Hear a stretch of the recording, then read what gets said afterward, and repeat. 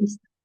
Pues vamos a comenzar con el capítulo 2, que se titula ¿De dónde vino el diagnóstico de Susan? Cuando pienso en Susan y en su experiencia con el sistema de salud, una cosa que no puedo sacarme de la cabeza es la confusión sobre la enfermedad que padecía. Susan estaba buscando sentirse mejor y descubrir cuál era su verdadero problema, y lo mejor que mi profesión pudo ofrecerle la dejó confundida y sufriendo. ¿Cómo es posible que haya tanta confusión y diferencias de opinión sobre el diagnóstico de una enfermedad? Es fácil entender por qué los médicos no pudieron hacer un diagnóstico adecuado para el sufrimiento de la mujer que Lucas describió. En ese tiempo los médicos prácticamente no tenían entendimiento de la anatomía humana. El rol de las infecciones bacterianas era desconocido. La importancia y el propósito de la sangre también lo era. En nuestra época, las resonancias magnéticas, las tomografías y los ultrasonidos nos dan imágenes que hace tan solo 30 años apenas podíamos imaginar, y ninguna de estas existía en el primer siglo. La mujer descrita por Lucas y quienes buscaron ayudarla se vieron limitados por una falta de información científica objetiva para hacer un diagnóstico y dar tratamiento. Es difícil creer que lo mismo es verdad en la actualidad para aquellos diagnosticados con depresión, trastorno bipolar o ansiedad. Sin embargo, a la luz de la larga y vana búsqueda de Susan por ayuda médica, ¿no es acaso posible que los médicos y los pacientes como Susan carezcan de la información sobre el dolor, la angustia y los estados de ánimo deprimidos que se necesita para ayudarlos? Desafortunadamente, las personas que sufren depresión, volatilidad en el estado de ánimo y angustia sí enfrentan el mismo problema. El diagnóstico de estos trastornos emocionales es mucho más difícil y menos certero que de problemas como la diabetes o la faringitis por estreptococos. Cuando un paciente llega a mi oficina quejándose de ardor en la garganta, fiebre y dolor de cabeza, es probable que mi enfermera haya podido diagnosticarlo antes de que yo entre en el consultorio. Ella solo tiene que hacer una rápida prueba de estreptococos. Un resultado positivo significa que el paciente debe tomar penicilina por unos 10 días. Un resultado negativo significa que probablemente el paciente tiene un virus y no necesita un antibiótico. Esto puede ser determinado con una prueba en unos 8 minutos. Incluso problemas médicos más complicados pueden ser diagnosticados en cuestión de horas y no de días. Un paciente que presenta un dolor de cabeza y cambios en su visión puede tener una migraña. También podría tener un tumor cerebral. En la actualidad, en un par de horas, puedo hacer una tomografía al paciente para determinar con absoluta certeza si tiene o no un tumor.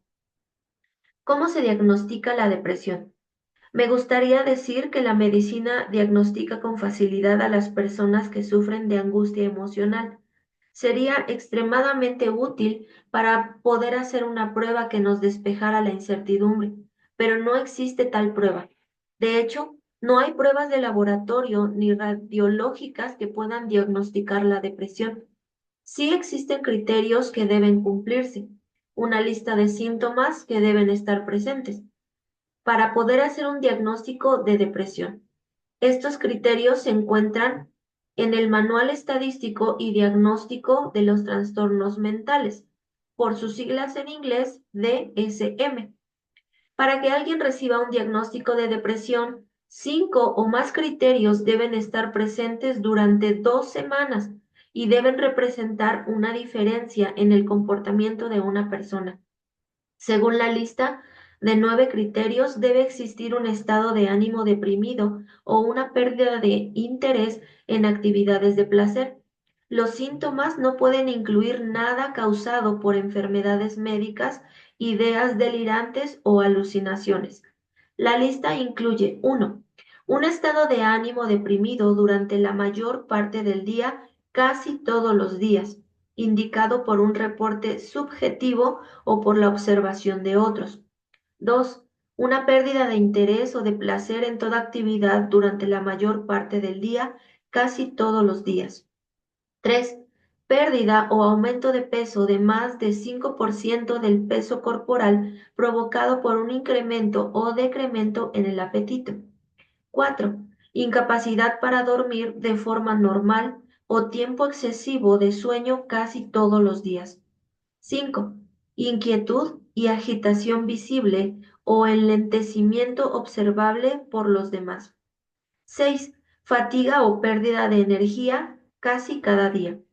7. Sentimientos de inutilidad o de culpa sin razón. 8. Una capacidad decrementada para pensar, concentrarse y tomar decisiones. 9. Pensamientos de muerte recurrentes o de suicidio sin un plan, intentos de suicidio o planes de suicidio. Para que alguien sea diagnosticado con depresión, estos síntomas deben causar angustia real, problemas con familiares y amigos y en el trabajo. Estos síntomas no pueden ser el resultado de abusos de sustancias ni de una enfermedad médica. No deben ser el resultado de duelo por la pérdida de un ser querido. Si lo son, los problemas deben durar más de 2 meses. El problema sobre el diagnóstico. La mayoría de las personas estaría de acuerdo en que los reportan los síntomas de la lista. Ciertamente parecen tener un estado de ánimo deprimido. En teoría parecería algo sencillo. El médico, el profesional de la salud o el consejero pregunta a su paciente si presenta estos problemas y a qué grado.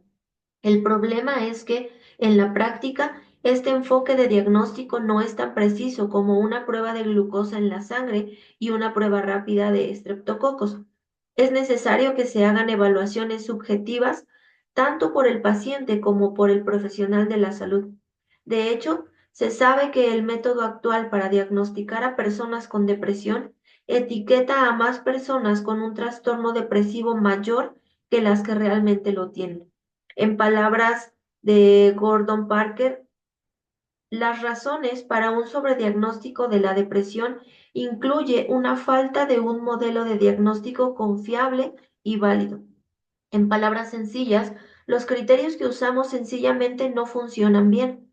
El problema es que los criterios operativos en el DSM-3 se establecieron en el orden de inferencia más bajo.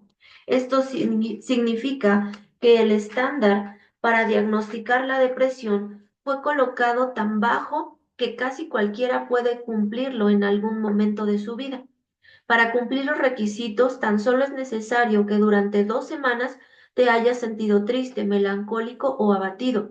También es necesario que hayas tenido un cambio de apetito, problemas para dormir, fatiga y un apetito sexual decrementado. En un estudio dirigido por Parker desde 1978 con 242 profesores, el 45% reportó emociones que corresponden con un estado de ánimo deprimido alrededor de 6 veces al año.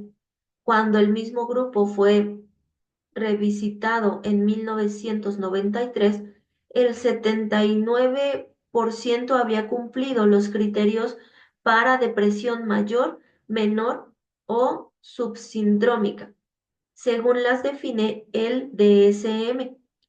Este es un porcentaje altísimo de personas que califican para el diagnóstico de depresión. El problema con estos criterios como herramienta de diagnóstico es que incluyen sentimientos y experiencias que casi todos han tenido en el transcurso de la vida normal. Según estos criterios, demasiadas cosas normales son indicadores de una enfermedad.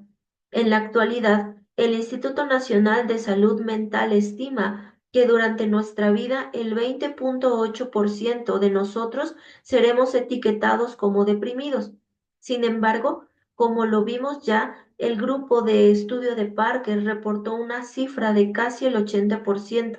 Si se siguen los criterios del DSM para diagnosticar la depresión, ¿Qué sucedería si el estándar diagnóstico para la neumonía incluyera a todo el que presenta tos?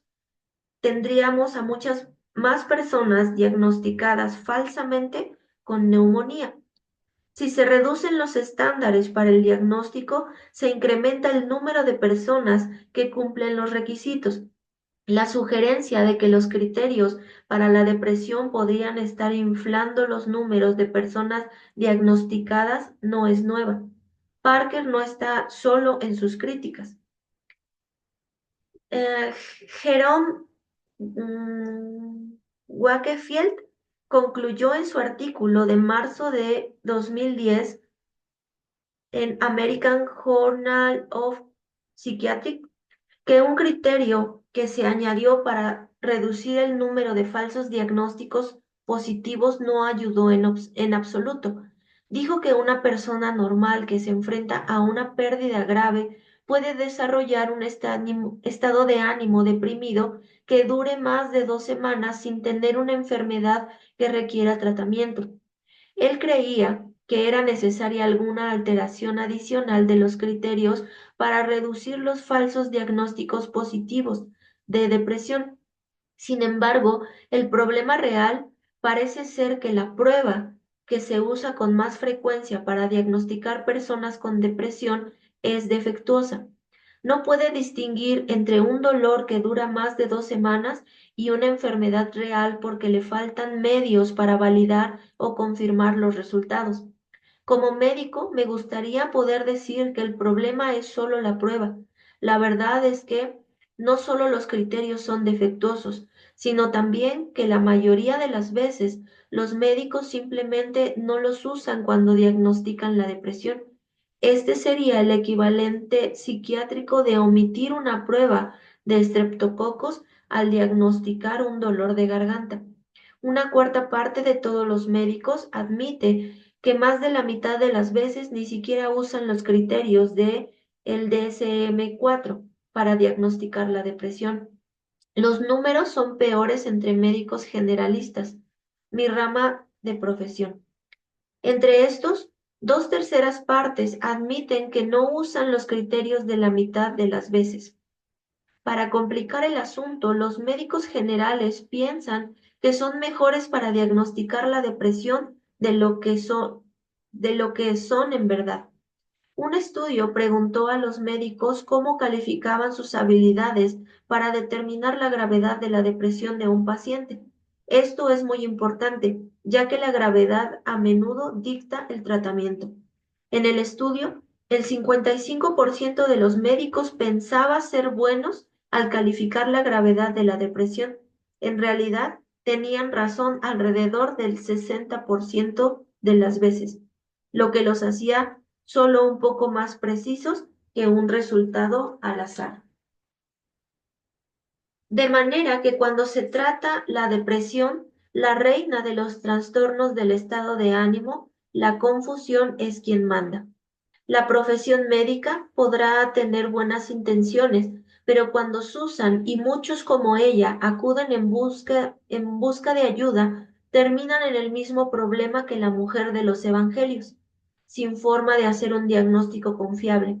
Los médicos no saben exactamente qué están tratando. Esto nos lleva a la experiencia de Susan. Cuando su trastorno diagnosticado no respondió al tratamiento recibido, Susan fue diagnosticada con otro trastorno del ánimo, utilizando otro grupo de criterios. Desafortunadamente para ella y sus médicos, no existía ni existe una prueba objetiva que pueda diagnosticar el trastorno bipolar 2 con facilidad ni certeza. De nuevo, Susan se encontró respondiendo una lista de preguntas sobre su comportamiento. Criterios imprecisos. Los criterios para el tipo de trastorno bipolar que se suponía que Susan tenía son los siguientes. 1. Presencia de al menos un episodio depresivo mayor. 2. Presencia de al menos un episodio hipomaníaco. Este se define como un estado del ánimo elevado en el que se tiene más energía, desorganización, pensamientos acelerados, irritabilidad, ansiedad, insomnio y agitación. Para empeorar la confusión, el estado de ánimo puede ser negativo o positivo. Durante episodios hipomaníacos, los pacientes pueden completar más labores de las usuales. La hipomanía no debe confundirse con la eutimia, un periodo en el que la depresión se retira y el individuo se siente emocionalmente normal. 3. El individuo nunca ha tenido un episodio maníaco ni ha sido diagnosticado con el trastorno bipolar. 4.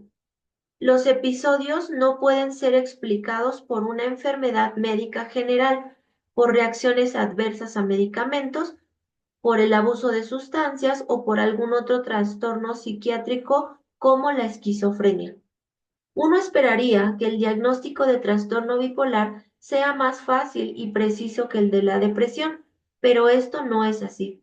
Aquí hay dos razones para esto y son similares a los problemas que implica el diagnóstico de la depresión. Primero, para recibir un diagnóstico de trastorno bipolar, un individuo debe haber tenido al menos un episodio depresivo mayor, y ya vimos el proceso para diagnosticar este episodio es, ya vimos que el proceso es defectuoso desde sus fundamentos. A continuación, se usa el mismo enfoque subjetivo para diagnosticar el episodio hipomaníaco requerido. Al igual que con la depresión, no existen pruebas de laboratorio, radiológicas ni físicas que puedan ayudar a un médico a hacer un diagnóstico.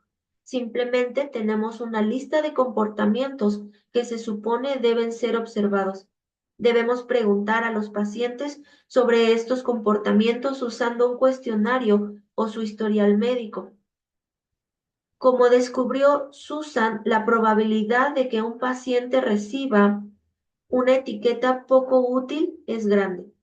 Los médicos que de verdad desean ayudar no cuentan con una herramienta precisa ni confiable. Los pacientes tienen el riesgo de recibir un diagnóstico impreciso, lo que conduce a tratamientos inútiles. No hay duda que la mayor parte de los médicos entran a la profesión por su deseo de ayudar a los demás. A ninguno de nosotros le gusta leer de pacientes que han sido operados de la rodilla equivocada, ni de otros que sufren efectos dañinos porque se les administró un medicamento incorrecto. Con frecuencia, les recuerdo a mis estudiantes que los médicos no se levantan en la mañana pensando en maneras para lastimar a la gente. No, sino que dedican una importante parte de su vida al estudio, al trabajo duro y a las noches en vela para aprender una profesión que les permite ayudar. Ya que es este el caso, ¿por qué parece que estamos atrapados con un proceso de diagnóstico que etiqueta a tantos sin ayudarlos? Los médicos parecen complicarse por la manera en que deciden si alguien tiene depresión o un trastorno bipolar. ¿Cómo llegamos a esta encrucijada? Entender esto es el primer paso para salir de esta trampa de las etiquetas. He practicado la medicina durante 37 años. Soy lo suficientemente viejo para decir con convicción que no siempre hemos diagnosticado la mayoría de las enfermedades de la forma que hoy lo hacemos. En la mayoría de los casos, esto representa un progreso en la rapidez y en la precisión de las pruebas actuales. La forma en la que diagnosticamos los trastornos de ánimo también han cambiado, pero sigue siendo algo difícil. Una rápida mirada a la historia de los diagnósticos podría ayudarnos a entender los problemas que enfrentamos hoy. La cambiante descripción de los trastornos del estado de ánimo. La historia de la depresión y del trastorno bipolar ha sido complicada porque durante los últimos 200 años el diagnóstico de enfermedades mentales ha sido en gran parte asunto de opinión de expertos, y ha habido muchas opiniones que nos han dado etiquetas como locura circular, psicosis cicloide y folicirculaire, sin evidencias objetivas como pruebas de laboratorio, radiografías o incluso hallazgos físicos. El diagnóstico de los trastornos del estado de ánimo fue hecho con base en un historial de comportamientos del paciente y en su historial familiar. Esto sigue siendo verdad para la mayoría de los trastornos mentales, con excepción de los que están conectados con enfermedades médicas que pueden detectarse con pruebas objetivas, como el hipertiroidismo y la enfermedad de Cushing. Desde 1900, el arte y ciencia de la medicina tomó un giro brusco hacia la ciencia. Los descubrimientos científicos en ramas como la química estaban abriéndose paso a la práctica de la medicina. Como resultado, la profesión médica se volvió más objetiva. Con el descubrimiento de William Perkin de tintes que podían teñir células y el uso que Paul Ehrlich dio a esos tintes. La medicina tomó el camino para convertirse en una profesión basada en hechos. Ehrlich le dio a la medicina y a la psiquiatría un regalo asombroso cuando tomó el tinte violeta que desarrolló Perkin y lo usó para pintar ejemplos de tejidos de pacientes con diferentes tipos de enfermedades. Sus colegas hicieron lo mismo en el Hospital Psiquiátrico en Berlín. Ehrlich y sus colegas examinaron los tejidos teñidos bajo el microscopio. Descubrieron que la mitad de los residentes que habían sido diagnosticados con simple locura en realidad sufrían de enfermedades infecciosas que dañaban el cerebro. Una prueba sencilla y objetiva produjo un resultado factual que cambió el curso de la historia de la medicina. La profesión estaba dando los primeros pasos hacia la evidencia verificable, mm, repetible y factual como el fundamento para el diagnóstico y el tratamiento de enfermedades, mientras que la medicina en general estaba ocupada en definir la enfermedad de la manera más factual posible. La psiquiatría de aquel tiempo solo tenía las observaciones personales de los practicantes y las teorías que surgieron a partir de estas observaciones. Para 1950, la psiquiatría estaba buscando un vocabulario que le permitiera ser más científica también. La nueva terminología apareció por primera vez en una clasificación de enfermedades escritas por Emily Kraepelin en 1893. Este libro nos sugirió tratamientos porque Kraepelin no creía que las enfermedades que describía podían ser tratadas. Sin embargo, este libro ofreció a los médicos que trataban pacientes psiquiátricos un lenguaje común que usar para identificar el comportamiento que estaban observando. En 1952, el mundo de la psiquiatría fue testigo de la publicación del primer DSM. Esta obra de consulta no tenía la intención de ser una nueva formulación del texto de Kraepelin, pero de algunas maneras fue justamente eso.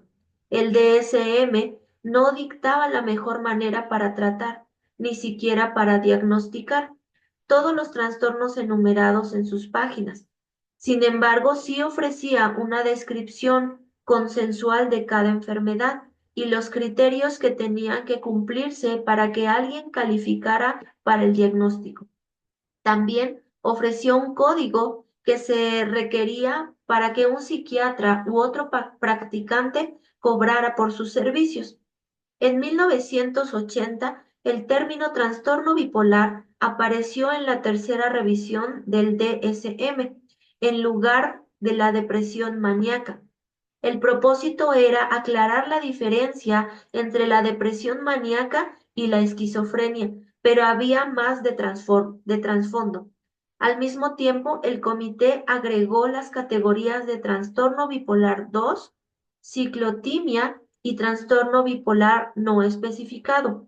Esta última categoría permitía a los psiquiatras un espacio para maniobrar al diagnosticar a pacientes con trastornos bipolares que no cumplían todos los estándares. Esto hizo que fuera más fácil etiquetar a un paciente como bipolar. Antes de este cambio, era necesario que un paciente fuera hospitalizado con un episodio fuertemente alterante para recibir un diagnóstico de depresión maníaca o trastorno bipolar 1. Esto hacía que diagnosticar una depresión maníaca fuera mucho más sencillo y mucho menos frecuente. Sin embargo, ahora los médicos y los psicólogos tenían menos criterios específicos y muchas más opciones para considerar al hacer un diagnóstico. El resultado final es que muchas personas con problemas muy diferentes terminan con las mismas etiquetas: depresión y trastorno bipolar, y muchas más personas reciben estas etiquetas. Susan fue una de millones en Estados Unidos que fue diagnosticada con depresión o trastorno bipolar para luego ser tratada con medicamentos. Muchos de estos individuos tienen una cosa más en común con Susan: reciben pocos beneficios de su diagnóstico y de su tratamiento. En la edición de enero de 2010 del Journal of American Medical Association, un estudio grande encontró que en pacientes con depresión leve, moderada e incluso grave, un placebo tenía el mismo beneficio terapéutico que un medicamento activo antidepresivo. Dependiendo del estudio, los pacientes de estas tres categorías conforman del 70 al 87% de todos los pacientes que presentan depresión. El estudio concluyó que a menos que una persona tuviera una depresión muy grave, una píldora placebo era tan efectiva como un medicamento antidepresivo. Incluso al tratar depresión muy grave, el efecto placebo podía explicar hasta el 80% del efecto del medicamento antidepresivo. Existen muchas maneras de interpretar esta información. Quizá el primer punto a mencionar es que esto no significa que nadie recibe ayuda de los medicamentos disponibles para tratar la depresión en la actualidad. Incluso si menos del 10% de los que toman medicamentos reciben ayuda, deberíamos sentirnos contentos por ello. El segundo punto es que nadie debe dejar de tomar ni ajustar su medicamento sin primero consultar a su médico. Sin embargo, el tercer punto, y yo argumentaría el más importante, es que el enfoque actual para diagnosticar y tratar la depresión no logra ayudar a una gran parte de los necesitados.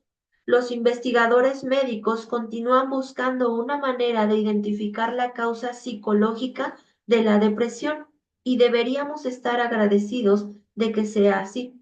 Cuando Paul Ehrlich y sus colegas se abocaron a teñir células, el resultado fue que el número de personas diagnosticadas con locura cayó a la mitad. La verdad nunca es enemiga de la búsqueda de entendimiento ni de la cura de la enfermedad. Una, enferme- una verdadera comprensión de la causa de la depresión a nivel celular permitiría una prueba precisa y repetible y reduciría en gran manera los sobrediagnósticos por inexactitud. Ehrlich lo expresó de la siguiente manera: debería ser posible encontrar sustancias artificiales que de verdad sean curativas de formas específicas y no meros paliativos que actúen de forma positiva a un síntoma u otro. En la actualidad no se ha alcanzado esta meta para el diagnóstico y el tratamiento de la depresión. Ciertamente nos hace falta pruebas y los medicamentos son mucho menos efectivos de lo esperado. Para Susan y otros como ella, en ese 87% que no parece beneficiarse demasiado de los tratamientos actuales, significa que puede estar sufriendo el mismo destino que la mujer con flujo de sangre de la época de Jesús. Las etiquetas y las recetas que reciben solo resultan, en muchos casos, en más etiquetas y recetas sin una cura y con gastos elevados. Esto abre la puerta de la oportunidad para ver la depresión desde un ángulo diferente. Incluso en una nación con el mejor sistema de salud en el mundo y los mejores médicos de la historia, las etiquetas pueden ser incorrectas y los tratamientos no funcionar bien. Desde que los médicos han intentado diagnosticar y tratar las enfermedades, esto ha sido así. A veces nos equivocamos y cambiar esa idea, esas ideas equivocadas ha probado ser difícil. No obstante, es hora de hacer justamente eso. Podemos asumir que una pequeña parte de los que encajan en los criterios actuales pueden tener una enfermedad médica cuya causa sigue sin descubrirse. Sin embargo, mientras esperamos ese descubrimiento y un mejor tratamiento, podríamos estar haciendo algo para el 87% que no parece beneficiarse de los diagnósticos y tratamientos actuales, en vez de asumir que todo el que tiene un estado de ánimo deprimido tiene una enfermedad que requiere atención médica. Puede ser que estas personas sencillamente estén tristes por una variedad identificable de razones. Si hemos de ayudar a los que luchan con trastornos del estado de ánimo, necesitamos un mejor entendimiento de qué es o no es una enfermedad. En el siguiente capítulo examinaremos algunas ideas que deberían ayudarnos a distinguir entre la tristeza y la enfermedad. Bien, se nos está terminando el tiempo. Como les mencionaba en el grupo, vamos a terminar, pero vamos a entrar al mismo link para terminar la hora de lectura. Les espero.